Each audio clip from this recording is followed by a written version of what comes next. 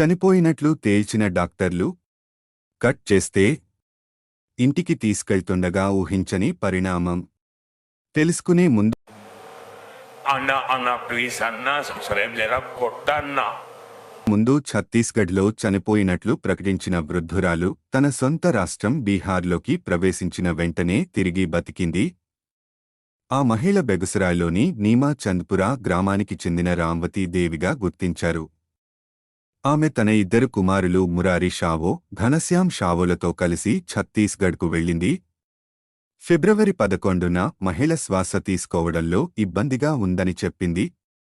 విషయం తెలుసుకున్న కుటుంబ సభ్యులు ఆమెను ఛత్తీస్గఢ్లోని కోర్వా జిల్లాలోని ఒక ప్రైవేట్ ఆసుపత్రిలో చేర్పించారు.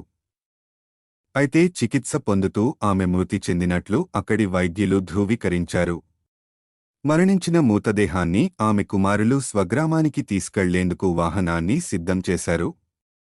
తమ సొంతూళ్లో దహనం చేయాలని నిర్ణయించుకున్నారు. ఫిబ్రవరి 12న ఒక ప్రైవేట్ వాహనంలో మృతదేహాన్ని బెగుసరాయ్కు తీసుకువస్తున్నారు.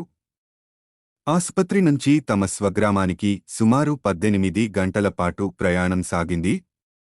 ఆ తర్వాత బీహార్లోని ఔరంగాబాద్కు చేరుకున్నప్పుడు రాంవతి అకస్మాత్తుగా స్పృహలోకి వచ్చింది. మొదట్లో కుటుంబ సభ్యులు భయాందోళనకు గురయ్యారు. రోడ్డు పక్కనే వాహనాన్ని ఆపి ధైర్యం చేసి ఆమెను 1-2 సార్లు పరీక్షించారు. ఆమెను సజీవంగా గుర్తించిన తర్వాత వారు బెగుసరాయ్ సదర్ ఆసుపత్రికి తరలించారు. అక్కడ వైద్యులు ఆమెను వెంటిలేటర్పై ఉంచారు.